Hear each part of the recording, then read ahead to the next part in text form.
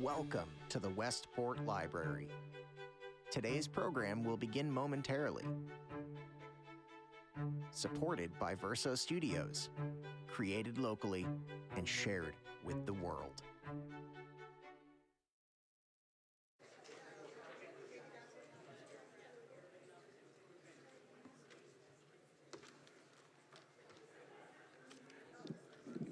Good afternoon.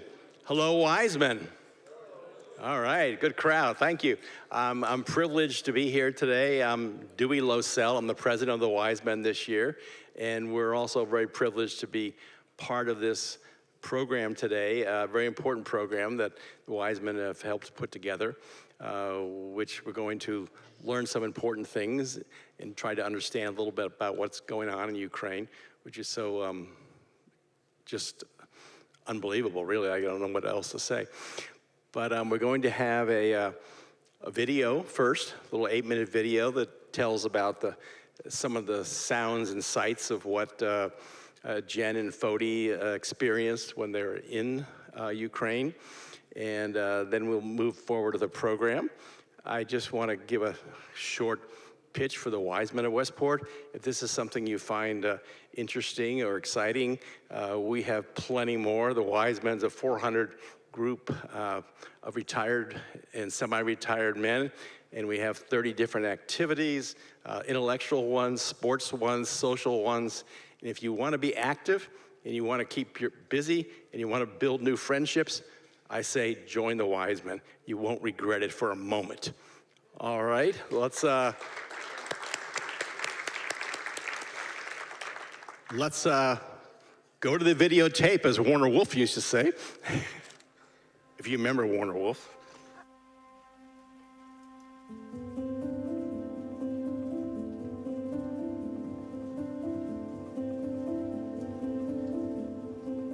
The Ukraine Aid International team is here on the border of Donetsk and Kharkiv Oblast.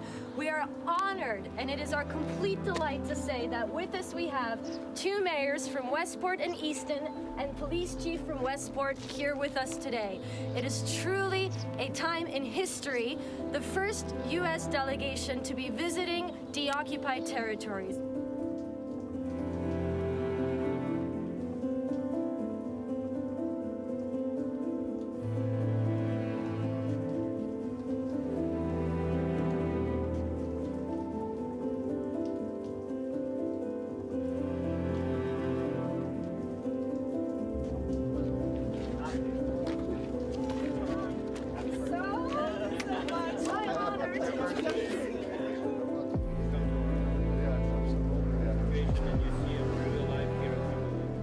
It's already been an amazing experience just driving this far, but we're honored to be here.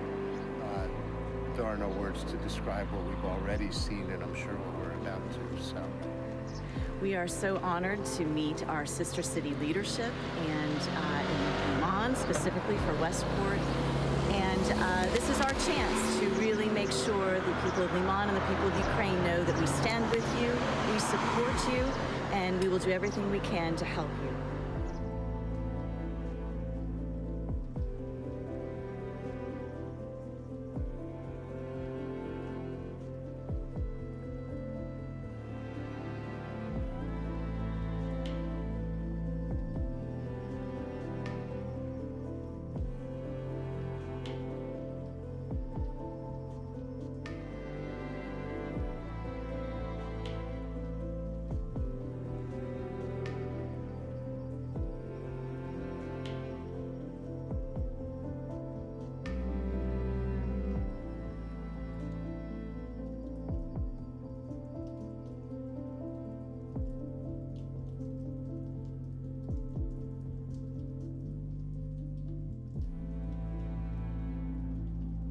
Today, the Ukraine Aid International team is visiting Lyman and Svyatogorsk Gramadas with their sister city counterparts from Westport and Easton.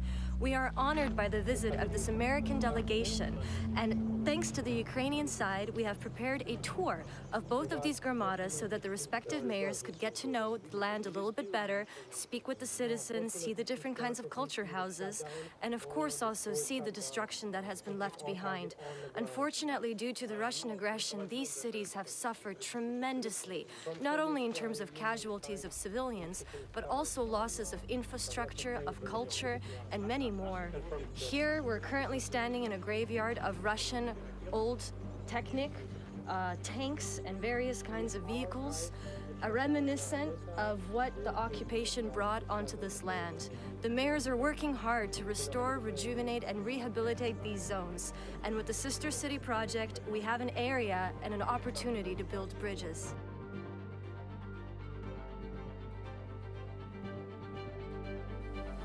Thank you, Connecticut! Thank you, Westport!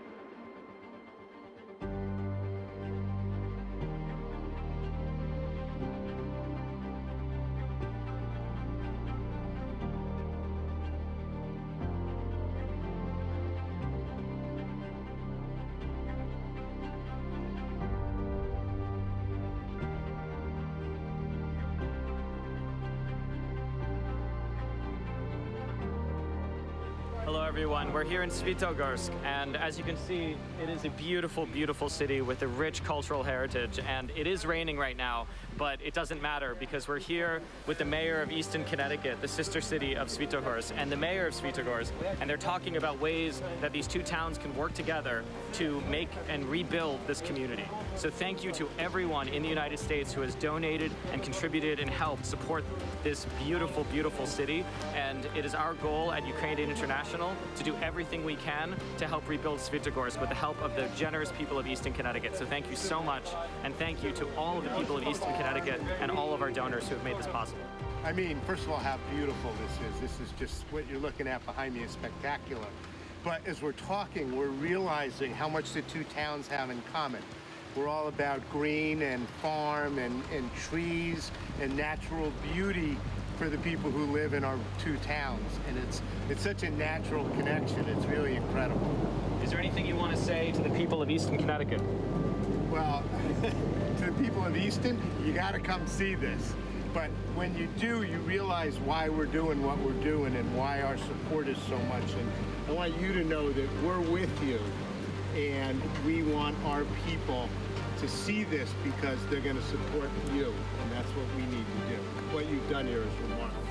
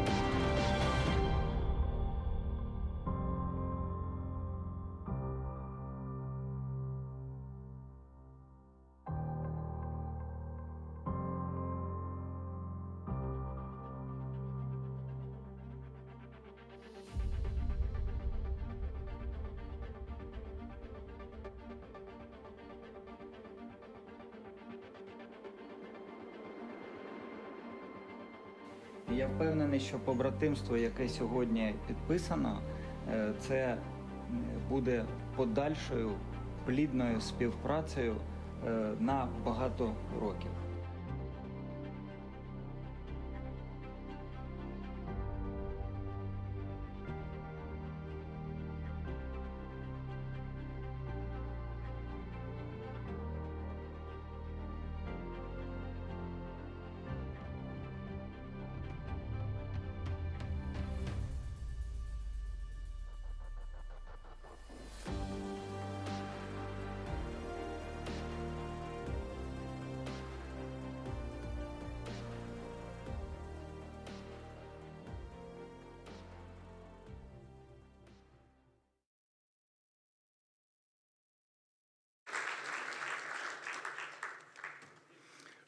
Pretty good stuff, right? Well, I'm back again, and I am privileged to introduce today Alisyn Camerota, who I think many of you probably know who she is, but she is going to do the coordination of the questions and answers and the discussion with Jen and Foti. The three, I could give a long bio about her, but I'm not going to, but the three most important things I think are that Alisyn's a Westport mom, okay? She's a concerned Westport citizen who's interested in the town, contributing to the town, and what's happening in the world. And oh yeah, by the way, she actually happens to be a serious CNN correspondent for news, and she usually deals with heads of state and think tank experts and foreign correspondents and all those sort of high-level people. But today, she's going to be talking of two of our own, Jen and Foti, who went to the Ukraine, who were the first delegation from the U.S. to really go to the war-torn zones, and also visit our sister city, Lyman, which has been, we've been doing an incredible job, I think, helping that city out and making a contribution. So without much more, I'm going to ask Alisyn to come on up. Thank you.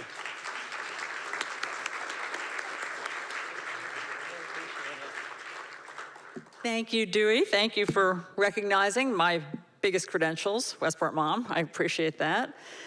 It's great to be with all of you, and thanks to the Wise Men for inviting me. I always love doing events with you guys. It's always really fun.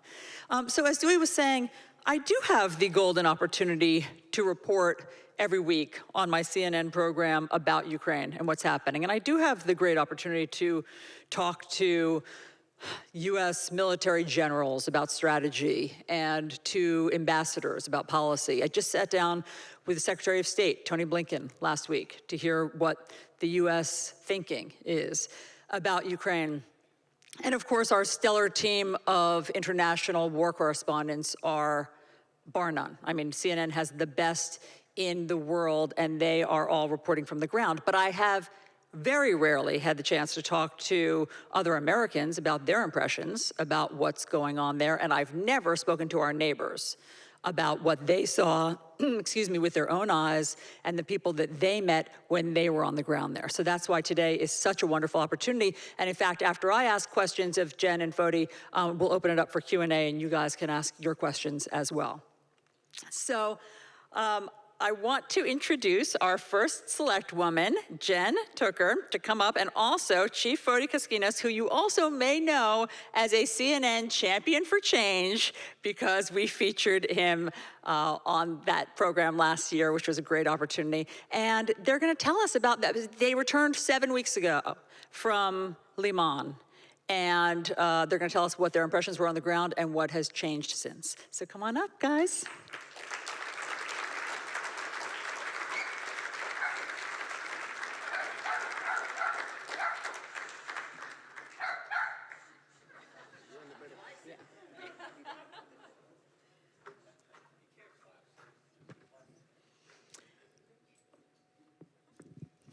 Welcome.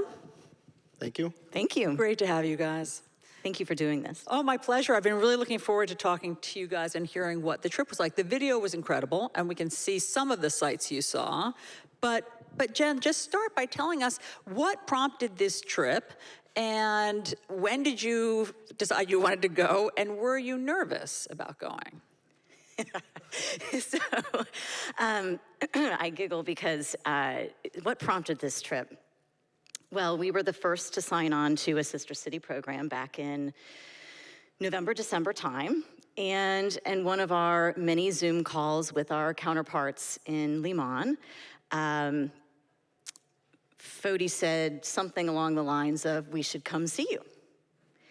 And I had my moment where I looked at him and I was like, "Are you really crazy?"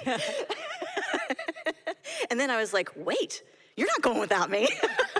So that's sort of how it started.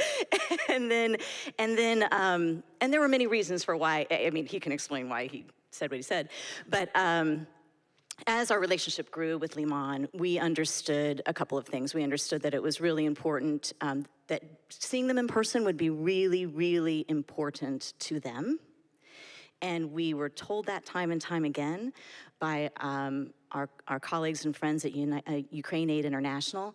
And that ended up being true, and we can talk a little bit about that. But also, the other reason that we thought was important is that this wonderful community in front of us raised and donated over $250,000 over the holidays, and we knew that that had been allocated and spent on many things in Lyman, and we thought it was really important to come back, all private funds, no town money involved in this, no taxpayer dollars involved in this, but we thought it was really important to come back and be able to look our community, look our friends, look our neighbors in the eye and say, you know what, you are making a difference.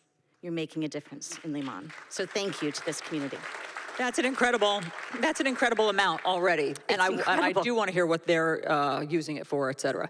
Yeah. So Foti, did you say that flippantly? I mean, when you said, "Oh, we should go there someday," did you mean like years from now, or did you really have that germ of an idea?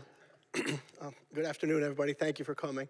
There was definitely a part, I hate Zoom. I'm so glad we're doing this in person and that you're all here. So after about the 4th Zoom meeting, I was like, I need to meet you guys. We need to connect. This is not a connection of what's really going on. So yes, half kiddingly, I said, when do I get to come out? And there was a huge pause. There was literally like a pause. The entire Zoom went silent. And somebody that was interpreting started talking Ukrainian or Russian and got a translation back. And they came back and they said, you don't understand. It doesn't matter what you send to us. If you guys are willing to stand with us and actually come out here and see what's going on, we appreciate the funding, we appreciate everything. But the fact that you'll stand with us and take the time and the risk would mean everything. Now, in the meantime, my phone is lighting up that she's like, you're not going alone. And and I'll be totally open with you guys. My response is like, I don't think women can go on this trip. You know, so we like kidding around, totally kidding around. But it was like, you know, I live with 3 women, so I can say that. I know. Literally, you can see where the conversation went from there. Yeah. But it took a lot of work, and both Brian and Marshall started exploring when the time would be. And now we can talk about it because at the time, we were doing a lot of work, you know, through local resources without putting these guys at risk. When is the best time to go? And there were a lot of times that it wasn't the best time to go. And they knew that. They would tell you now is not a good time. Right, they knew that, and we were doing some homework locally from this end with our contacts. So when the right time came, and coincidentally, it was right before the counteroffensive. So we had a little bit of a window, and I can't say, I think these guys from Brian, Marshall, everybody, their timing was perfect because soon after we got there and after we left, things have turned for the worst. Well, that's fascinating to hear because war is unpredictable, obviously. So I don't know how you knew or felt confident enough that you would be in a window. You never know when the shelling is going to start, right? I mean, so you were obviously taking a risk, but they knew enough that there might be a little piece of breathing room. And so back to my question, Jen, well, let's start here.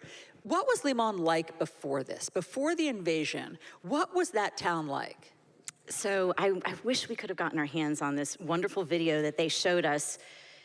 In the video that you just saw, we were, one of the buildings that we could actually walk into was a school that had been just redone.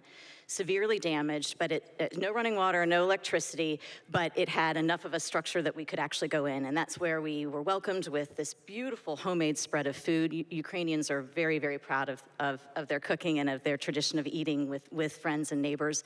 So this beautiful spread of food that I still can't figure out how they pulled it off with no electricity and no running water. And at that time, we were all standing together. It was a number of members from the community and some people, some educators as well, and the mayor and a number of his staff. And we watched a video, a promotional video of Lyman and what it looked like beforehand. And it's a town about the size of ours, 28, 30,000 people, or it was. Not a coastal town, but a town nestled in between a number of beautiful lakes and a number of beautiful forests. And so outdoor recreation is really important. They had just rehabbed a school. Education is really important. They had just built a new facility in town, a private facility that was going to do some Olympic athlete training. So kids are very important, athletics are very important, and the mayor had run on a proposition to build recreational trails around the lakes. So you think about the similarities, it's crazy. And there were around 4,500 kids in the school system prior to the war, which we are sitting at slightly over 5,000 kids in our school system. So truly a very, very similar environment. And the one thing I would say that's slightly different is their largest economic driver is they are basically a railroad hub. And so I think that's one of the reasons why they were targeted early on from an occupation standpoint, is because of the transportation hub. So that is completely devastated, which, so there's no tax dollars coming from that part of their economy. And so it was very similar to Westport. Everything you've said sounds parallel to us. We can identify with it. And what is it like now, today, after the invasion? You want to take that one? Sure. Look, for me, it was actually for the first time. I won't watch the video. This was my first time watching it. So anybody who knows me, I don't watch anything that I'm in. So it was very difficult to watch. There's really not a whole lot left. At the time that we got there, 80% of the town had seen some type of destruction. I mean, either completely leveled or no roofs, no windows, hospitals were attacked. The only mercy that was shown at any given time, and that wasn't even 100%, was for some churches. Just the only thing that you would see at times not disturbed was a church that was left alone. What's interesting is a lot of it, and like you said, there's no predicting war or what's happening. So much of it was psychological, what they're doing to the people that are there, either to get them to turn and believe in what Russia's trying to do. And Jen and I mentioned, we completely stayed out of the politics. We weren't there for the politics. We were there to help the people of Lyman and anybody else that we could help with Ukrainian Aid International. But it is completely destroyed. And it was incredible to see the equipment and the supplies that we had sent and the impact it had. But I will tell you, as we sit here with you today, that the last 2 weeks, a lot of the things that we supplied have been keeping some people still under housing and some resources. But Lyman is as close to being occupied again as can be. There's 180,000 troops surrounding that exact area. So to watch the video and see some of those people and see the police chief and see the mayor and see them in the video with smiles on their face and what's actually happening these last 2 weeks, it's a tragedy, a travesty and a tragedy, and it's very sad. That's awful. How many people were left? I mean, where had the town of 30,000 gone when you were there? So there were under 2,000 people there when we visited. And I think many people, we started our journey at the Polish border and went west to east, obviously. And so I think many, and you can see the cities in the west had doubled in population because many people, from the east had actually moved to the west to cities. Some are with family in Poland or Germany. Kids are actually in school on Zoom. Oh. Fascinating.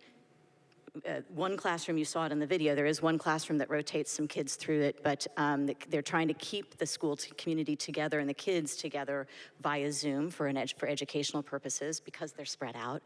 And so, yeah, that's basically where people have gone. But the police chief and the mayor have been there all throughout the entire ordeal. And what are they going to do now that they're surrounded? I don't know. I don't know.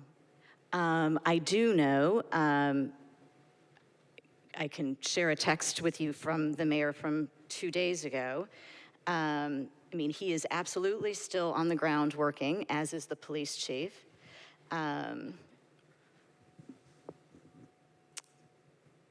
Good afternoon, Jen. Thank you for your message. Yes, indeed, the situation on the territory of Lyman and nearby villages is very difficult now.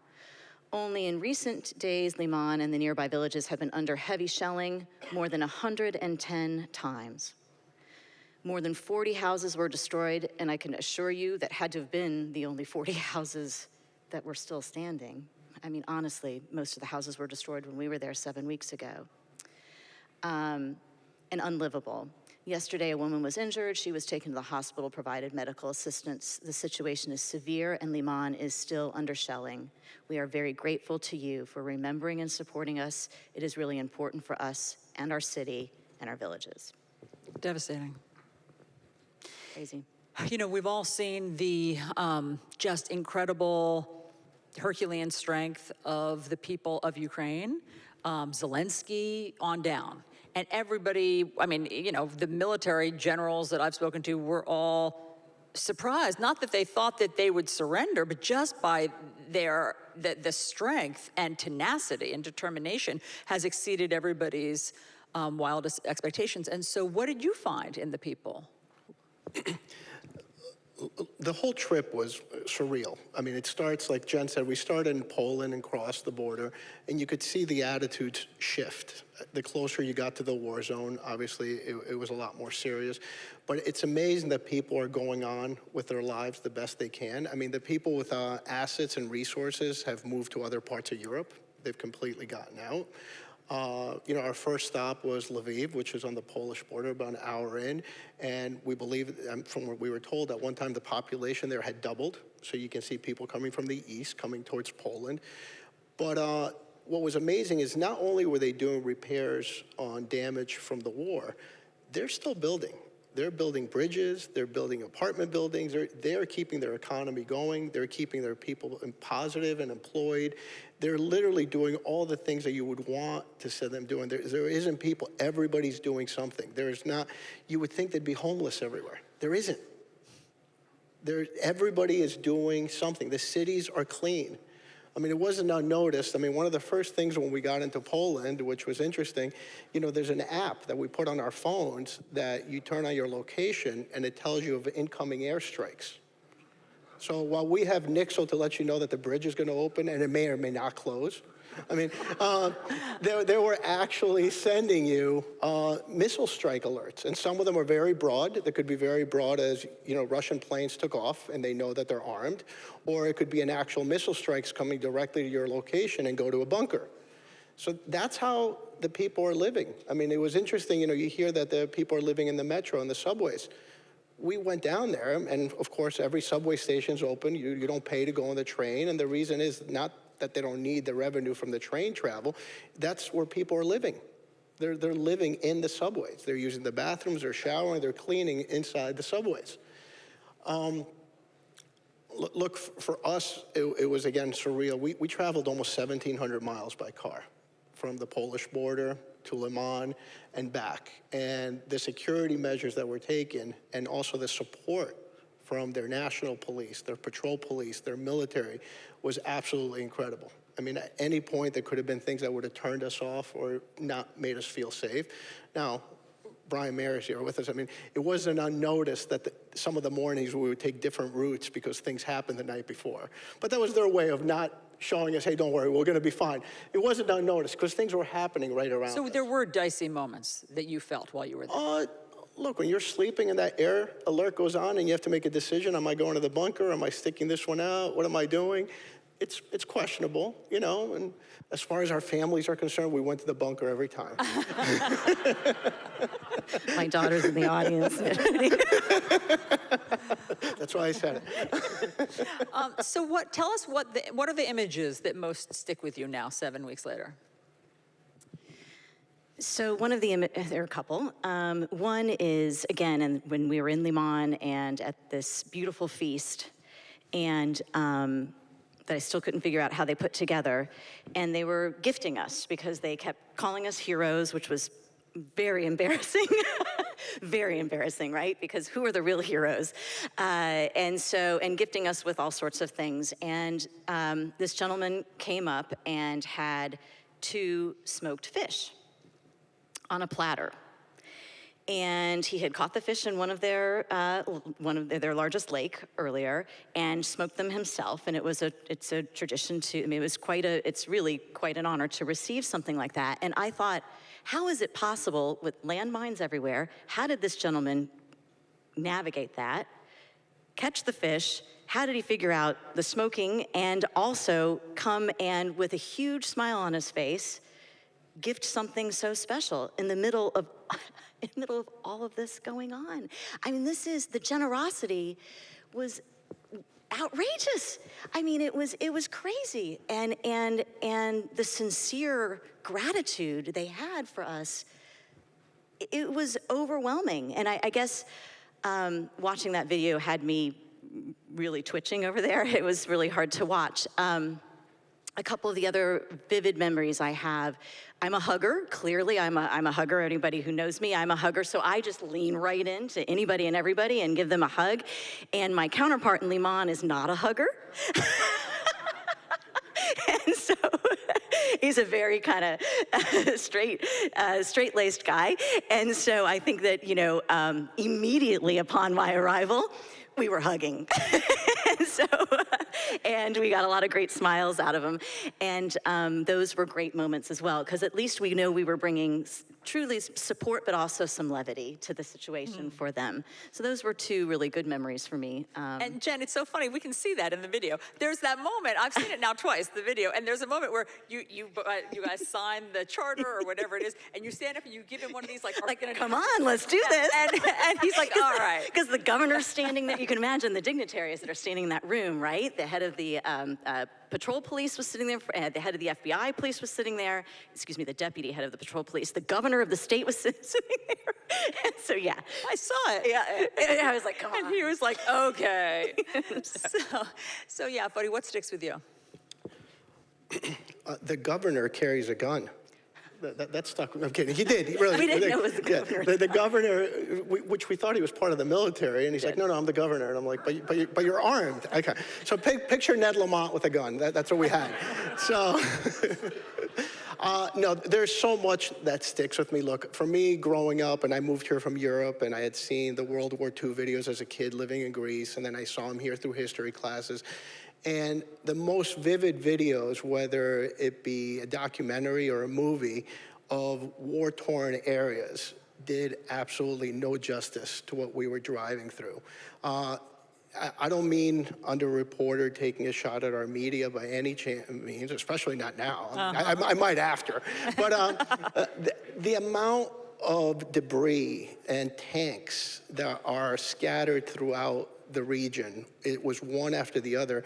I mean, driving by downed Russian fighter jets and downed helicopters, one after the other, and associating that every one of those has lives attached. It was somebody's son, somebody's dad, somebody's brother. Every one of them had lives attached to it. This was not, it wasn't just debris. That left an incredible, and I mean, I think it would for everybody, but it was just an incredible thing to see. And then, you see, you smell, you touch, everything was happening at once. As we got closer to the down armored vehicles, you could smell the flesh, you could smell the decay, and now it becomes even more real. And then touching the metal, it wasn't like opening your car door at home. It like left you with a feeling of what someone else had felt. You felt everything that had happened, not necessarily to the level or to the pain that those people felt, but you just could not be human about it. It put everything into perspective. It was very real, it was very sad, and what's most sad is that the people that are most impacted had absolutely no say about this. They're the true victims. They didn't have a choice about this. They would have done anything to avoid this. But they're the casualties of war with absolutely no say in how it's going to go. And for you guys or all of us to be able to raise money or to be able to visit them and spend that time with them, it was absolutely incredible. Through a translator, they told us before the war started, a place like Lyman knew nothing about the U.S. They may watch U.S. movies, they may know, but we were just another country far, far away that had no impact on them. I can tell you there wasn't a building that was standing, and it may have been because we were visiting. I don't think so. Some of the flags look older than just a couple of days before we got there. There were American flags everywhere. So if you want to feel good about anything, to be in a war-torn area that we had very little to do. What's $250,000 in the scheme of things? What did we offer? We offered support. We were fellow human beings helping other human beings. But to see the American flags lined up with the Ukrainian flags and everything like that, it was absolutely incredible. They're grateful, they're thankful. I absolutely have no regrets. I would urge anybody, if you can help them in any way, you're helping the people, not the war. That's really powerful. Yeah. And so given that things have tragically deteriorated since you were there and the situation has gotten more dire, what can Westport do now? What do they need now from us? Well, I do think we still would like to see donations earmarked for our sister city, Lyman. Whether we spend those dollars, no, I shouldn't say we, whether Ukraine Aid International spends those dollars now or they spend them later, without a doubt, personalized humanitarian aid is the reason I felt very strongly that this sister city relationship was worthwhile and was the right thing to do for our community. And that's exactly what we are providing. We know and understand exactly what Lyman needs and when they need it, and we're able to get it to them. And this is really dangerous. This is the dangerous part of the humanitarian aid mission, is getting the aid to these communities that are in these, really, well now, part of the conflict again. But when we were there, we're probably less than 10 kilometers away from live artillery. The work this group is doing is incredibly important. It's very different than a lot of work that others are doing. And it's just really important that we continue to support our sister city in that way, because we will be delivering specialized, very personalized humanitarian aid. And in 2023, I don't think there's any better goal than to do that as a community. Yeah. I was so struck in preparing for this, reading that we had a sister city in World War II. And do you know the history of that in France? Yes. Tell me, Foti. I don't know how to tell you the whole story. I do know that they've spoken up since. That time, and they've actually sent souvenirs from the French city after they found out that we had been there. I don't know the exact story behind it, but it's very similar is what I'm told. Yeah, I mean, it's enduring, is my point. It is, and so I think that sister city relationship was primarily driven by a French teacher at Staples, and I think the initial connection was to provide children with gifts, those that were still in Marigny. And so, and I think that they sent people over to deliver those gifts, and that relationship has endured to today. I was just on a Zoom call. They just named. I was on a Zoom call because it was actually an awards ceremony where they just named a room in their town hall after the teacher, the Staples teacher, who instigated that relationship, and that was just last year on Mother's Day. And so we are and Marigny is part of the efforts that we are delivering to Lyman. They are in the middle. They've collected 300 so far. They are in the middle of collecting. There are about 500 children still left in Lyman, so they're in the middle of collecting one present for every child for this holiday season. Wow. So they're redoing exactly what we did for them. It's pretty amazing. That is amazing. Yeah. And I'm going to invite people up momentarily to ask your own questions, and you will come up. Yes, there's a microphone over there where you all can line up and ask questions. And we're also going to have somebody, Brian from Ukraine Aid International, to explain what they really need and how it's used. But in the meantime, do you want to go back? I'm planning on going back. You do? Yes. What's the plan? I've spoken both to Brian and Marshall. Marshall and I stay in touch a little more. My goal is to go back for a couple of weeks, 2 or 3 weeks, and actually help, not do photo ops and walk around to see what's broken up. But And what would that look like, helping? I'm pretty handy. Everything from construction. I mean, look, what Brian and Marshall have focused on is the hierarchy of needs. They need food, they need water, they need filtered water, they need shelter, they need heat. All those things are things we can help out with. Setting up wood stoves, depending on the time of year. Setting up water filtration that they don't have. You know, they've managed in this city to bring back natural gas to 1 or 2 homes, and the entire town meets at these 2 homes and cooks for everybody because they're the only ones that have the natural gas. So there's a lot of work to be done. I don't know what's salvageable at this point, but even to work with their local law enforcement, we stay in touch. We've shipped items that are obsolete to us from throughout the state. We've sent it over there. Look, the police chief had a very similar job, almost identical. He was worried about traffic. He was worried about theft. He was worried about stolen cars. But the last few months, he's investigating. Picture this, the local police chief, the same size police department, the same size town. He is investigating mass graves, documenting every part of it with camera on his phone and typewriters, back to old typewriters or tablets, and reporting directly to the UN for war crimes. So when you say, what can you do? I can help with those things. I can be another resource, another set of eyes, even if it means just the guy who's taking notes. That's not below me. So anything I can do to help. Yeah. All right, so let me invite up Brian Mayer, Executive Director, Ukraine Aid International, and anybody, you can go and stand by the microphone. You could also probably just raise your hand and shout it out, and I could repeat it if we can't hear it. So Does this work? yeah, it does. So Brian, why don't you get us started by telling us what do you think that the people of Lyman need most right now? So right now, thanks for asking, and thanks for having me. And thank you, Jen and Foti, for coming to Ukraine and seeing everything for yourself.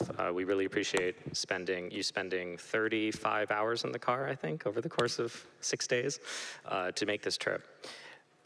Right now, the biggest thing Lyman needs is apartment repairs. So thanks to the generosity of the people of Westport, we have already repaired 6 apartment buildings in Lyman. There's at least 30 more that need to be repaired. And every apartment building, we're talking buildings with 10 to 30 units each. So these are still pretty small buildings, but roof repairs, common areas like stairwells, windows, and things to make these apartments livable. There's still no running water, as Jen said, but at least people can have shelter. Things like roofs, you don't have a roof, it rains, you're out of luck. And so a lot of people in Lyman are living in the basement of these buildings. And some of these buildings have gone from having 200 occupants to having 1. We met one woman on a previous trip to Lyman who, she must have been 75 or 80, the only resident of her building. She was still living there in the basement. She called herself the security guard. And she was there because her late husband and her son were both buried there, and she didn't want to leave them. So she's still living in that building, but she had no food, no electricity, no light. And so these are the sort of situations that residents of Lyman are living with right now. And so the thing that the Westporters and anyone else who wants to donate can help provide is helping to repair these apartment buildings, because every dollar that is donated goes directly to these repairs.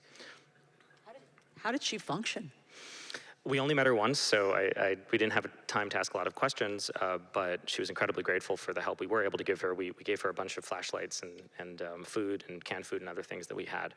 There are very few organizations organized by locals to bring food in from nearby cities, and so there is a stream of basic necessities. And I will say that most of the residents of Lyman at this point are elderly. A lot of the non-elderly people are either fighting or working in other cities to send back money to their parents. But there are also children, and there's 500 children left. So it's incredible to see the people still surviving under these circumstances. But I couldn't tell you how. Like Jen said, a lot of these things are a mystery to us. Yes, I understand. Does anybody have any questions? Oh, yes, please. Hi. Thanks for making the trip. Thanks for bringing it home. I'm the child of Polish people who went through very much the same thing. And one of the interesting things about war is it has this awful juxtapositions, moments that rip your guts out. And I experienced one in the film, and I just wanted to wonder if you'd go back to the day when you first walked into that square. There was that, it looked like a park or something. My response to that was extremely visceral. Can you kind of go in your brain and go back to when you're walking? What was your first impression of that place that was such a happy place at one point? And that was all blown apart, the machine gun bullets, the holes, all of that. Did you guys react to that? And how? So I can explain or articulate to you a moment where I had a pretty visceral reaction. It wasn't walking into a happy place or the ones that had been a happy place, but it was when we were walking around the graveyard, the Russian artillery graveyard. And you can't really tell in the video, but we didn't do much walking, right? I mean, we were very rarely, I actually changed my clothes in the back of the car before we got to Lyman because we couldn't pull off to the side of the road because you're worried about landmines, right? So this is sort of the environment we're in. So one of the only places where we were walking around was this Russian graveyard with a lot of artillery that had been destroyed. And my moment was smelling burnt flesh. And this was weeks after those vehicles were there. And that's when... Foti, did you have any response like that? I do recall the exact moment that you said in the park, and a lot of it that went back and forth, like, what did this look like before? I was constantly trying to visualize how day-to-day life was, and I was able to. I mean, it wasn't hard to do. But I guess what needs to be said is we drove for about 4 hours through devastation before we got to that park. So it probably didn't have the same kind of impact because of everything our eyes had seen in the journey to get there. Everything, and we were getting a lot of education on the way there because we were told, you know, these bridges were blown up by the locals to avoid the Russians to bring heavy equipment in, or those bridges were blown up by, but picture like real military roadblocks, like every couple miles that you have to like dodge and weave through and get waved through, and it was very real. But I know exactly the scene that you're talking about, the park. There were a couple different times that all I wanted to say, I'm like, this must have been such a beautiful place before this actually happened. And only the way you described that moment, there were definitely times during the trip that you would like reflect, and we would see it in each other. Nobody really talked about it, but you would shut down for a little bit. One time, I'll be honest, like during the whole trip, there's so many different things to talk about. But I'm not saying it. A friend is here, Rhodey's here, but months ago, there was a U2 song, Where the Streets Have No Name, and she brought it up why it had happened. And I had it on my playlist, and I'm driving through, and one of the things was the locals had taken down every street sign. You would drive on the highway as if it was 95, there'd be no street signs. They were either painted over or completely taken down. The entire town of Lyman, we didn't see a single street sign. You saw welcome into town, their sign, but so there are different things that you play out through your life that, you know, they come back and you reflect, but that was such a powerful moment. Like, they really, I mean, they literally didn't want people, forget navigation, forget Waze, forget Google Maps. They went back to old school, removing the street signs so the Russians would know where they are. So when you say things that left an impression, things like that, but they're endless. There's probably 1,000 of them. That's just one. And just to change the mood, Jen, you make flak jackets and flak helmets so fashionable. Thank you. Yes, go ahead, sir. Alisyn, thank you for coming. I think it gives this event some celebrity status, which I think is important for attracting attention. And in Foti, thank you very much for continuing this story. We've made the assumption that people who are listening, and maybe many of the people in the audience, are unaware that Ukraine Aid International didn't exist as an organization a little over a year ago, and that Brian and Marshall and his brother have done as Westporters, and their parents, Nancy Diamond and Jeff Mayer in the audience. What an incredible feat the two brothers have done in creating this organization, collecting volunteers from all over the world, organizing them. They have done an enormous job that we all can take a little bit of credit in supporting.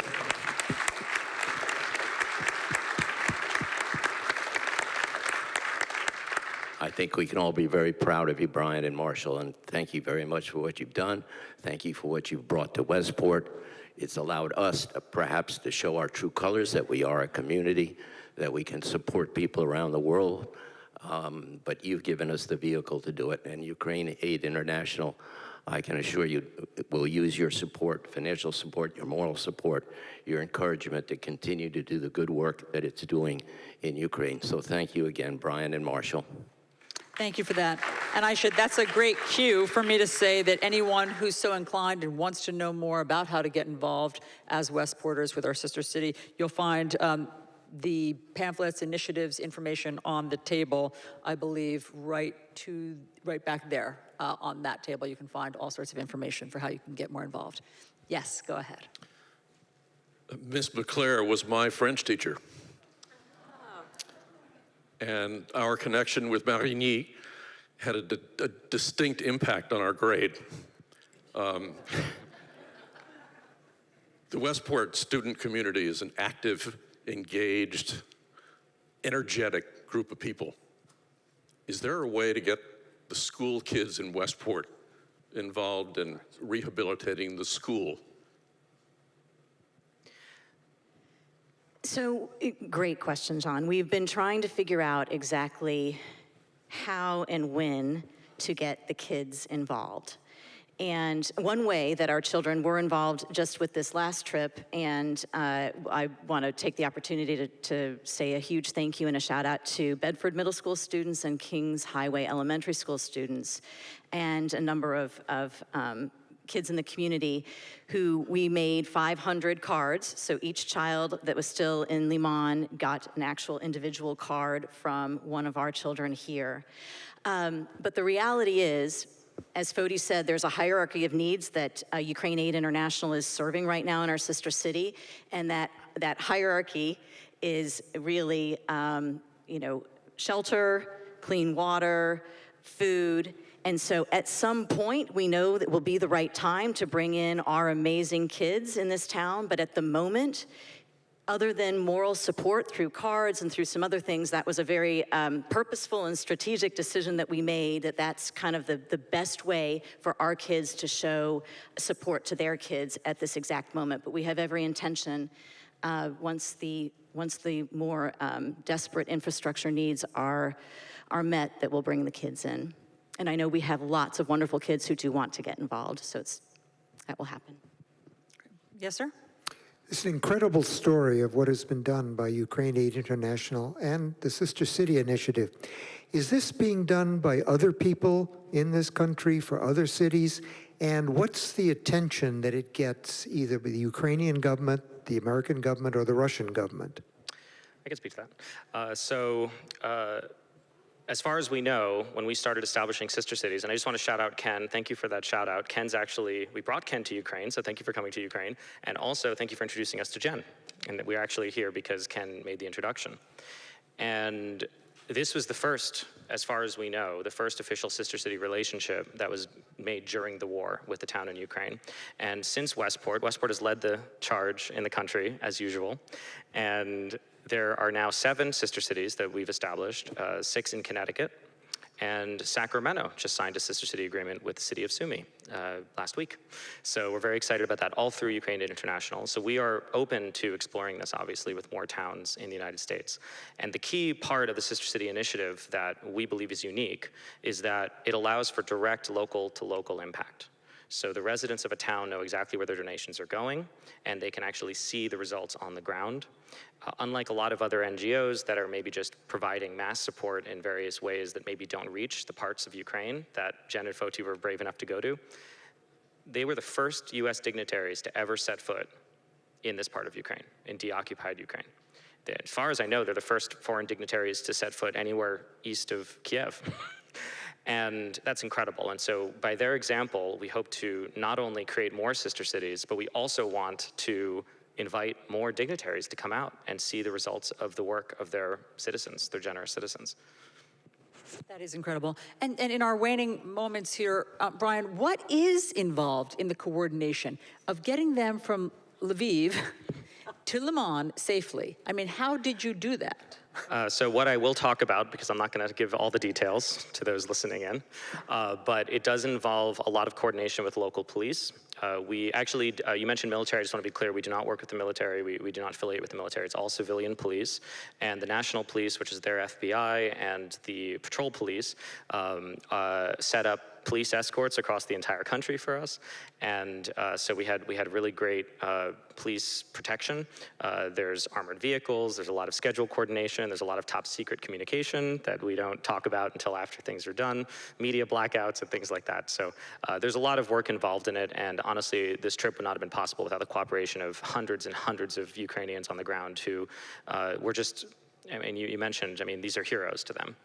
They're heroes to us too, but to the Ukrainians, they're true heroes because they're willing to make this trip and show that we are friends and we are here for them and we support them. And so they really went out of their way to just provide the most amazing experience and safe experience. So can I add to that? Sure. Alisyn, I think that you asked at the very beginning, your first question to me was like a 3 or 4 part question, but one of them was, and I never answered it, was I scared? Not for 1 minute. And that is a true tribute to Brian and to Marshall and to the Ukraine Aid International team and to all the relationships they have built in the country to ensure that we were safe. We were treated with dignity and respect and kindness and compassion, and for not 1 minute, not even when the phones went off in the middle of the night, because we had even talked about the plan on that. We knew that that was going to happen, and so we had talked about the sort of the decision tree on what to do when that happens. So we were so prepared because of what these guys did for us. And so a huge, huge thank you. Not only do they get your dollars and your generous donations to where they need to be, I can assure you, Foti and I can say, they know how to get everybody to where they need to be and back safely. That's the important part. That's incredible, incredible.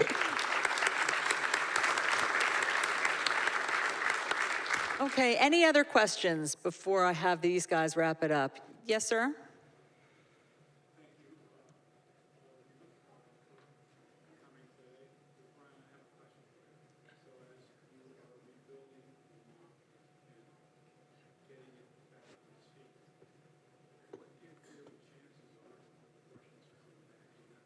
Okay, so the question was, for those of you who couldn't hear it, as we work to rebuild Lyman, what are the chances of the Russians occupying it again? So we don't know that answer. No one can know where the war will go, but we can say we've talked about this. We've thought about contingencies, and we have other sister cities right now that are even closer to the front lines than Lyman is. And so this is a really real question. So what we are doing is we're focusing mostly right now on the type of aid that is more transient and less permanent for most of our cities. So things like water filtration, things like armored evacuation vehicles to get hospital patients out safely, things like food and medicine. those are the things we've been focusing on more if the towns are closer to the front lines, because we do not want to spend a lot of resources rebuilding something that will just be destroyed again. The only exception is shelter, because people need shelter. But Jen mentioned schools. Schools are a great example of something that we would love to repair a school, but we don't want to spend all these resources to repair a school only to have it destroyed again, especially since that one school that you saw in that video, the bullet through the glass, that school, the cafeteria, everything else was brand new when the war started. They had just built it. And it's just a tragedy to see all that work and effort just be destroyed. So we really want to make sure that we're focusing on the safest forms of aid that we can get there. Brian, thank you for all that information. And again, you can find more information on that table. And so Jen and Foti, what are your final thoughts that you want to leave us with today? Sure, I feel like I'm going to be repeating it. An incredibly worthy cause. Applause and hats off to Marshall and Brian. I mean, we keep talking about our personal risk and having all the resources that we had. They had been in their way before us in a more hostile environment. When you say some things that stick, when we first got into the city of Lyman, somebody ran out of a house that you could tell that they were very cautious about coming out, completely crying and hugging these guys because all they could remember is after the second day of liberation, they brought them a loaf of bread. So we can say everything about how safe we were and the risks that we took. It doesn't match up to what they're doing day to day and the personal risks and financial risks and everything that they're doing. And I can tell you, I wouldn't have the confidence if I hadn't been there to tell you that it's for the right reasons. But after seeing it, like I said earlier, feeling it, smelling it, touching it, people need help. War aside, who's right or wrong, politics aside, who took whose land, the people who need help are the ones that this group is helping. So I would leave you, if you can help and you believe in what the cause is, it's a worthy group. The money's not being wasted, and people are being impacted.